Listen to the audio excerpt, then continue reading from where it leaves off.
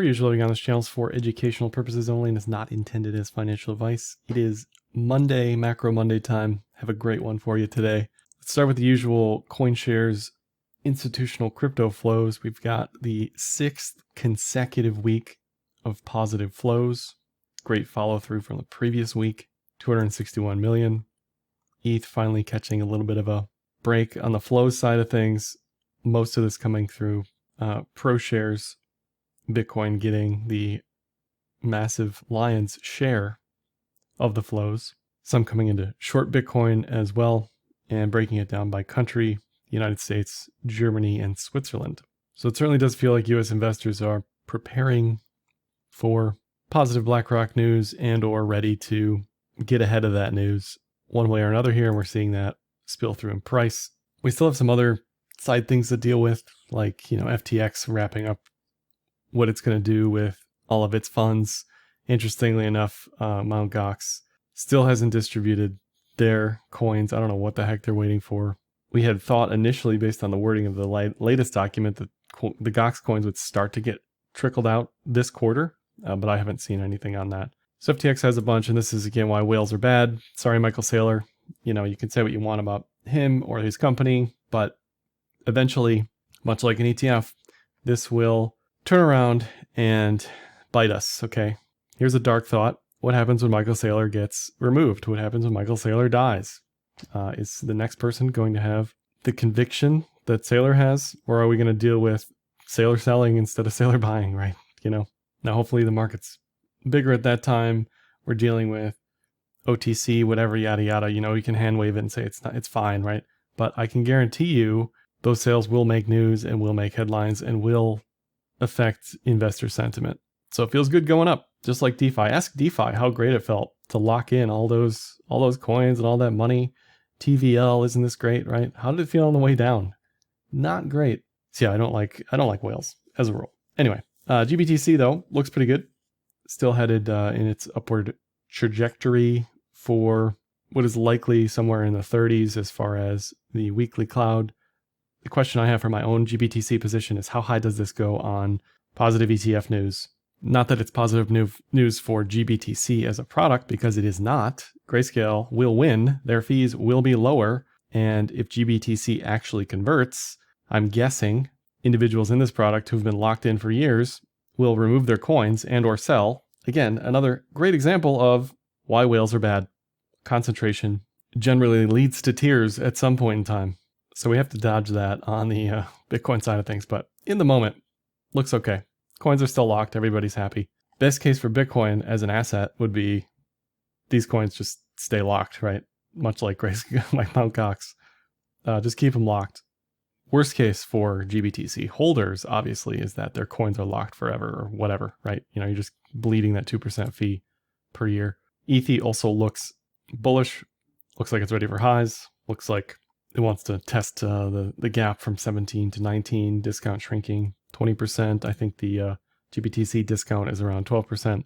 But all in all, looking like those products will return to flat on the discount. All right, let's talk about legacy stuff. We've got 10 speakers, 12 speakers appearances. We got Powell twice this week. Not a lot of, I don't think generally most of these numbers are super important. I know the market does. Maybe consumer credit's going to be a big deal. Really though, the next week CPI comes out on the 14th, and lots of people will be watching that number. We'll see what Powell says the rest of the week and how markets can react to that. As far as meeting expectations, the next meeting isn't until December. Currently pricing in a hold, no change for rates. That may change if CPI is higher, CPI is lower. Doesn't look like CPI is going to be higher. Looks like CPI is going to be lower, which means this probability probably will not change. And as of last week, with the jobs numbers creeping up on the unemployment side of things and manufacturing ticking down, markets are increasingly pricing in cuts, which historically have not been bullish for the market. If the Fed is cutting in this type of regime, that usually means something bad is happening. So in the moment, the markets are celebrating. Yay, we're eventually going to get easing, but if we're getting easing, we're probably getting easing because something's going wrong somewhere. Not because inflation's back to the 2% target, but let's hope we're wrong in any event, probably no more hikes. At least that's what the market's pricing in here. Looking at inflation on Trueflation, holding here at around 2.3%. Previous CPI was 3.7. Not quite back to that 2% target, even on Trueflation just yet. And it will be interesting how low Trueflation might go relative to CPI. It was certainly much higher than CPI last year. The housing data is still filtering its way through CPI. If we look at the next print in October, the Fed nowcast has it at 3.28, which is certainly more in line with the Trueflation number. And a few days into November here has no change in the November number either. We've certainly benefited from oil remaining relatively calm in the face of geopolitical unrest. This is ultimately what everyone's worried about. Do we get multiple waves of inflation? The macro doomers of the world are positioning for this. I think we all hope this certainly doesn't happen. It can't be ignored. It's important to know that this is a possibility, right? If this, then that. We've also got unemployment on here, and you can see the waves of unemployment following the waves of inflation. So we may be celebrating here a little bit too soon. Historically, the 60s and 70s were a wild time for inflation, unemployment, stagflation, oil shock, that sort of stuff. Looking across the pond, have a lot of interesting global data today, but looking at the Eurozone, their inflation targets based on their CPI and core are coming down, not quite to the target. If we look at the Trueflation data for the UK, still well above the 2% target, still at 6%. Now, they've made a ton of progress, admittedly, but the question is, again, same thing with the US, how low can this really get before they need to start easing again and potentially bringing inflation back up, inadvertently, and or just being unable to hold inflation down? On the one hand, you could say the economy in the US is fine, despite the restrictive policies. The economy so far has done okay, and that rates this high may be okay. And on the other side of the coin, you could say, well, eventually something's going to break here in the next couple months. We're going to get a recession. They're going to have to cut, and we'll have to find the new normal. But this is too high. And I think globally, everybody's sort of dealing with, where's the new normal? We're seeing rate cut bets rise in not only the Fed, but again, the Eurozone and the Bank of England. And just generally across the board, we're seeing central banks start to cut. So they're cutting because, again, the economies globally, emerging markets, non-US economies, doing much, much worse than the United States.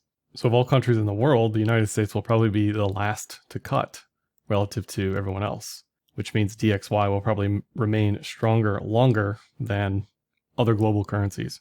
Looking at GDP, the Atlanta Fed estimates 1.2% on the next print for the fourth quarter, down significantly from the 4.9% last quarter. But once again, our GDP is significantly stronger and has been for quite some time relative to Japan, EU. We've had slower growth perhaps than the global average, but not all countries are created equally, right, on this economic data.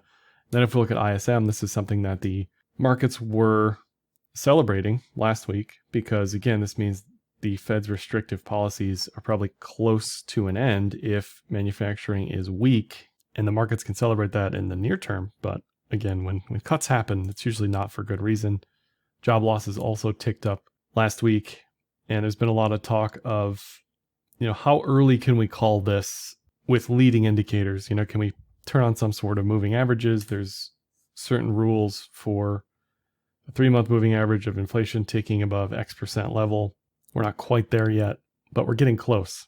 And the problem here really is historically, once unemployment starts, it's hard to put that genie back in the bottle, and it really just has to run its course. If we look at this other chart from Jeff was arguing that historically we've seen rises in the 3-month T-bill precede unemployment, and it's almost a guarantee. So another way to think about that is, look, once we have the restrictive policies in place, unemployment is part of the equation. That's the next step.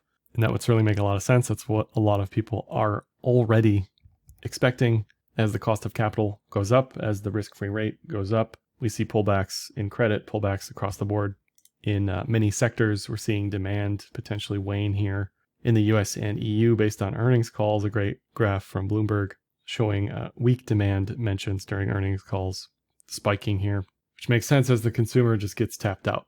We definitely have a world of have and have nots where people are doing extremely well at the high end and extremely poorly, increasingly poorly at the lower end. Now to bonds for a second. If we look at the reverse repo, you can think of this as inert money that is not in the ecosystem. Okay, this money is in short-term yield, and it can be transitioned to longer-term yield by purchasing government debt on the long end. And that's what has happened so far. We've gone from over 2 trillion to just about 1 trillion. But the question is, what happens when the reverse repo runs out and we're still issuing debt? Do yields just get out of control? So that's something to watch down the pipe. It took us 6 months to cut this thing in half. We'll see how quickly we can cut this to zero, if it does go to zero. But I think we're going to see some issues if this reverse repo pile of money, this unburnt leaf pile, gets burned. We'll see who steps in and buys our debt at that point in time. And there's lots of people saying that, look, the Fed is massively insolvent. I don't know how this gets close to 2.5 trillion. Maybe I'm just not understanding this graph, but Hussman Strategic Advisors saying that the Fed is insolvent to the tune of 2.5 trillion. So yes, if they're holding long-term treasuries from the top, they've taken a massive haircut on those, and they're holding a lot of them, certainly, especially with the help of BTFP. Nevertheless, UNI and Main Street is throwing money at TLT. Eric Balchunas pointing out that there was 99 billion worth of shares in October, the highest record for a bond ETF all time. So there was a lot of activity there, which many people hope is the bottom. Certainly could be the bottom. No guarantee, but you do typically see that type of volume ramp towards extremes. And we're seeing massive demand for both the long and the short end of bonds. Now that bonds are back, right? We had zero rates for a long time.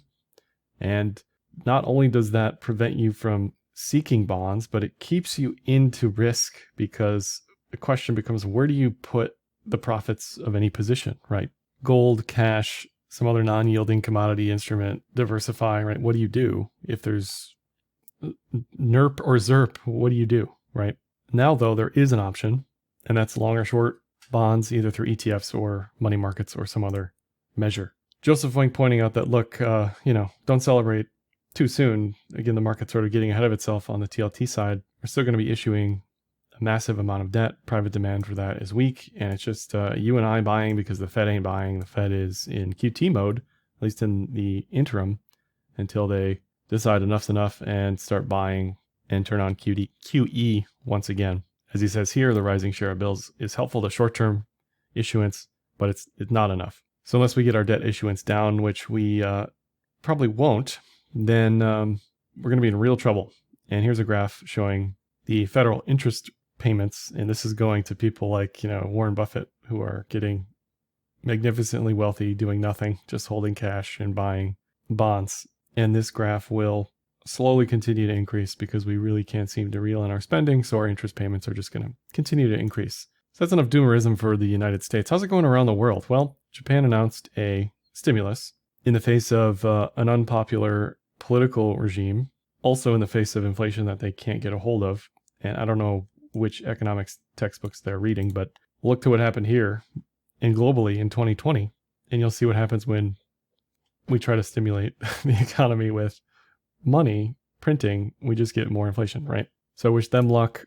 South Korea banned the red button. They banned short selling, and wouldn't you know it, they had the best day on record since March 2020. Funny how that works. Stocks surging more than 5% when we get rid of the red button. You just gray it out. It's still there, but you just can't press it. Another way to try to, buoy markets. We've seen this in Russia during the war. In more totalitarian places, they'll manipulate markets. They'll close the markets, or they'll just prevent short selling. Or even in the United States, we talked about a short selling ban on regional banks when regional banks were under stress and remain under stress realistically.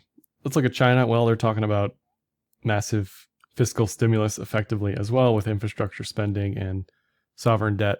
Everyone remembers the massive COVID reopening boom that was supposed to happen and never did. And this is a way for China to stimulate the economy. So we are seeing shades of global liquidity start to pick up. I talked about that last week with the cross-border capital graph. So the US, again, is probably going to be the last to cut, the last to stimulate, but that doesn't mean globally we aren't getting cuts already. We aren't getting different types of stimulus already. And it looks as though that's working its way into crypto by some measure, right? It's hard to know how much of it is ETF hype and how much of it potentially is liquidity rising globally. And this, of course, coming out of the Eurozone, recession fears as the economy contracted in the third quarter for 0.1%. And if the ECB has their head on straight, they're probably not going to keep raising. I think they've said they're done. And their next step would be cutting if the economy gets worse. I mean, that's just what they have to do, right? They don't want to drive the economy in those countries into the ground even further. So all that's just to say, look, globally, the picture for borrowing costs falling is over. We're going to see continued rises in interest rates, or interest rates holding at a higher level than they have historically. And as the FT says, bond yield signaling an end of the new normal, the new abnormal normal, or the new abnormal, however you want to think about that. And there's this other graph in this article that is well beyond my comprehension, but basically they're saying, look, investors want a better yield for holding on to this junk paper, to put it politely, from governments, all over the place. So to me, it certainly doesn't signal that the bond bull market is back, right? I still think everyone everywhere is going to be issuing a ton of everything, and who's going to buy it? Let's switch gears to oil and the consumer. Oil has thankfully remained bearish. It has broken into the daily cloud. It has fulfilled its ugly diagonal lined head and shoulders destiny here. We're not seeing energy to 90 plus. And this could be another sneaky way of saying, look, we might have a war in the Middle East, but globally oil demand may be declining because of recessionary behaviors. Now, if we get full-blown global recession, we may see, 50s, 60s on oil, right? You haven't heard about the SPR, at least I haven't, in a couple weeks. So that's probably a good sign. That means that the oil prices are coming down. Now, I've had people tell me, well, the US government has a bid on oil at 70. That may be the case. But this is good news for inflation, consumers. No one wants oil above 100. And best of all, for Joe Biden, it may be the good news that gas prices are curling below $3 in the United States slowly here. Here's another chart that people kind of fail to mention, that in the United States, our production of crude oil has continued to rise, hitting all-time highs. Now, not all oil is created the same. We don't have refineries here. We don't have whatever percentages we need of certain things here. So we do have to import or export and then re-import certain things. So this isn't perfect, but thinking about the SPR, it was probably much more necessary to have the SPR when we didn't have the oil production we have now. We also have the rig count continuing to decline. So good news on production. Ideally, eventually we don't need as much. The demand isn't as high, and we can do something else with our time and promote green energies. But in the interim, we do have decent supply on our side of the pond. And like I said, it has brought gas prices down across the country. I think Texas is probably the lowest, $2.87. They have the lowest fees, taxes, etc., or none on their gas as far as I know. But we can go around the country here. Now you're always going to see highest prices in California, I believe, because of fees there. But in general, this picture has improved quite a bit, especially on a year-over-year basis. Thankfully, I don't drive that much, so I don't really pay attention to the gas price. But for those that do, they aren't seeing an additional tax of rising gas prices. Now, this did come down the pipe yesterday that the cartel is going to continue to sort of target a certain price or target a certain trend in price for whatever reason. That's what a cartel does. So they're going to continue to cut if they see price falling below their acceptable range, right? And if you take that a step further, you could say, look, if they want somebody who isn't Joe Biden to be elected for sure, right? It already looks like his approval rating is in the dumps relative to anybody who gets reelected. But if they really want him to suffer, really squeeze that oil price, really squeeze everybody at the pump, get everybody angry, as if they're not angry about everything else already, but get them even more angry about gas prices. And that will be a surefire way to get him not reelected come next year. And onto the consumer, there's been significant inroads in the positive. A few months ago at this point, we were talking about the strikes, the hot strike summer, or whatever it was. For the most part, those unions have seen massive gains to the tune of 20% plus. The auto union, the writers guild, the hospital strikes. We still have active strikes now. We still have the actors strike. But all in all, we've seen extremely successful wage gains from unions, which emboldens the existing unions who haven't gone on strike for wages, right? And you can see how this is a snowball effect. But from a Joe Public perspective, what are you supposed to do? Are you supposed to continue to suffer under 25% purchasing power reduction? Or are you going to ask for more money? You can demonize labor all you want, as many people do on the business side. I hear it every day. But eventually these people just can't take it anymore. What else are they supposed to do? So I think demonizing them is extremely unfair, and those efforts should be focused on the purchasing power of the dollar and the lack of cost of living adjustments that many of these union members have seen since '08. You can see that on the chart here. So we're still seeing trouble with Americans paying bills, 62% of Americans living paycheck to paycheck. We're seeing difficulty paying emergency expenses across the board. Obviously, the more educated, the higher income earners having less of a problem. But this isn't exactly going away. So when we talk about cutting entitlements, go anywhere in the country where wage gains have been slow or you're getting paid minimum wage. And I think most people would find it extremely hard to live on those wages currently. And yes, I know that's supposed to act as some sort of incentive for people to work harder and do better, but how that's worked out hasn't really panned out as expected for most people in the United States, let's just say. If we look at housing, the National Housing Price Index, the Case-Shiller Home Price Index, has increased substantially, continues to increase. This is more of a supply-demand problem, less of a cheap mortgage problem, but housing affordability has continued to decline. Obviously, the people sitting in their mortgages less than 4%. Imagine having a mortgage below 2.5% right now. That's like winning the freaking lottery, okay? But this is, again, interest rates on existing U.S. loans. If you've got a sub 4% mortgage, you're not selling. Sub 5, sub 6, you're not selling. There's just not a lot of demand because of mortgages, and there's not a lot of supply either because people living in these low mortgage rate homes aren't going to opt in for a higher mortgage. This is slightly older data from August, but again, just illustrating the housing affordability picture has just gotten out of control, especially in California, which I don't know how anybody lives there for a variety of reasons, but housing just way out of reach for most people in that side of the country.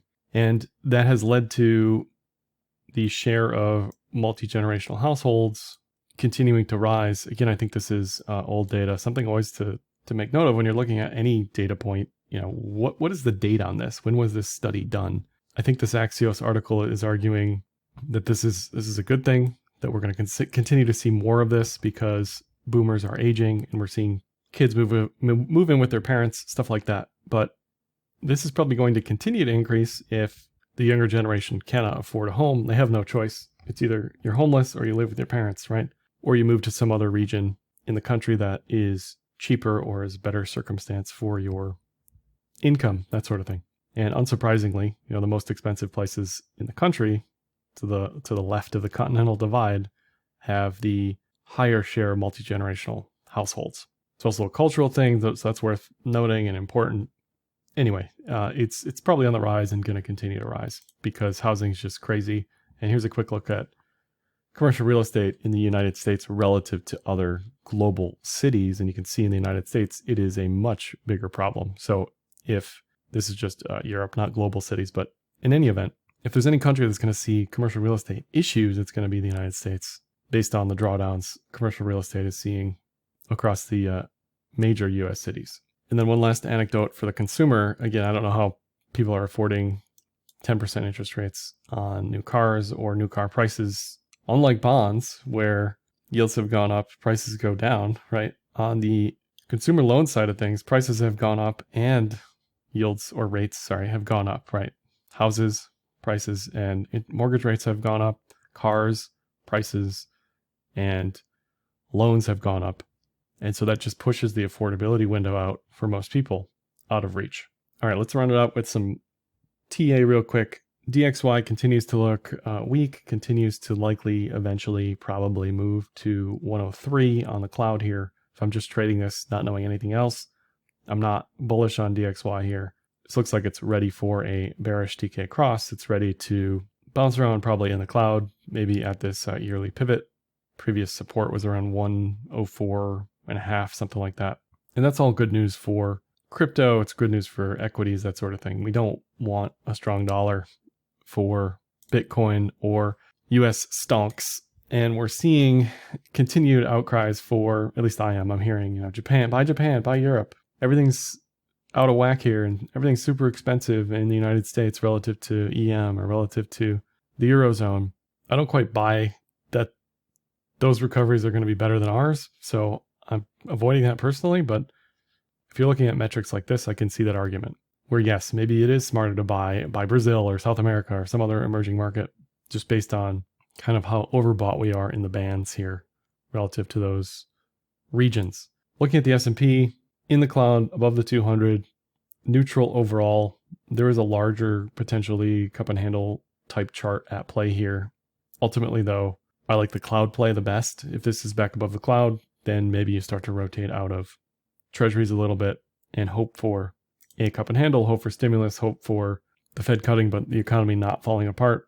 On lower time frames, the S&P may be setting up for some sort of inverted head and shoulders. We'll see throughout December, and then we may set ourselves up for a local high retest towards the end of December, otherwise known as the Santa rally. If we look at missing the best and worst 10 days of, I believe this is the S&P, I think it's commonly thought that, you don't want to miss the 10 best days because you're missing out big. Well, actually, if you miss the 10 worst days, you're doing better, So it's important to know not only when to, if you're trying to time the market, you want to avoid the drawdowns, not just be correctly in the market at the best times. And this chart would probably look more extreme with something like Bitcoin, obviously. QQQ looking a little better than S&P, already starting to close above the cloud. Again, you're getting this chorus of people, including myself, who are like, look, this could be a giant cup and handle, and it certainly could be. I think it's fair to trade it as such. You can argue you want the handle to be flat and not diagonal, blah, blah, blah, right? That's fine. If this breaks up, yeah, let it go. I don't know what the world would look like if that happened, but from a trend perspective, it does look like it has or is ready to regain steam here at 370 or thereabouts. Again, though, you'll see people pointing out this idea that tech is super expensive on all metrics, PE relative to the S&P, relative to anything, right? So you really got to be careful here. Either this is a new normal, which probably isn't the case, or eventually the pendulum's going to swing the other way and tech will see a reckoning to correct this dislocation, right? Here's the gold cup and handle. And again, you could argue, look, this thing is actually a cup and handle. It's got a flat handle. The cup and handle purist would say this is more bullish than the other version. They might also point out that cup and handles don't typically last a decade, but it is gold. Ultimately, everyone's looking at this $2,000 level. If we get a monthly close above 2,000, then it's probably game on for gold. We're close. We're almost there. Everyone thinks they can will it higher. Everyone thinks all the central banks are buying gold. That may be the case, but gold is still price-wise below 2,000. Of the Mag 7, Microsoft, to me, looks the best. It didn't quite even complete its inverted head and shoulders before regaining strength back above the cloud. Again, you could call this a cup and handle, but from a trend perspective, this looks to be the fastest horse in the race in the moment on the tech side, followed closely by Meta, which has held above the cloud, kind of refused to break down at all, right? If you look at Amazon or Google or Tesla, Nvidia, those others are still trying to regain their trend strength, but Meta and Microsoft already well on their way. And we did see extremely large outflows from tech last week. And even despite that, Microsoft and Meta still look decent. And again, when you're thinking about risk on, risk off, there's a place to go now. There is bonds. There is a yield where you can just sit and not worry about it. Let tech chop around, let IWM or whatever else chop around. Then lastly, we did have a regional bank failure, which I don't think this specific bank was on anyone's radar, but if you read into why they closed, not according to the FDIC, but according to bank documents, they got into trouble with loans to commercial truckers. So not commercial real estate, not crypto, something that banks haven't had trouble with yet, but is loosely on everyone's radar from a shipping perspective and yellow trucking collapsing, that sort of thing. And if we look at the total bank failures this year, if you made it this far in the video, congratulations. We're seeing 5 bank failures so far this year, the most since 2017. And I think that the most asset-wise, not adjusted for inflation ever. If you adjust this for inflation, I think it's still probably the most ever, but I could be wrong. But certainly the most since 2008. And, I'd argue kind of like unemployment, once we potentially start to see the bank failures pick up above 8, we may be in for a cascading effect across the board in smaller regional banks. We'll see. Let's hope not. But that can always be pseudo-monitored in a way on the regional banking ETF KRE. So that's all for this one. I know it was a long one. Lots of data points, lots of interesting stuff. Like, dislike, comment, share, subscribe, and happy trading.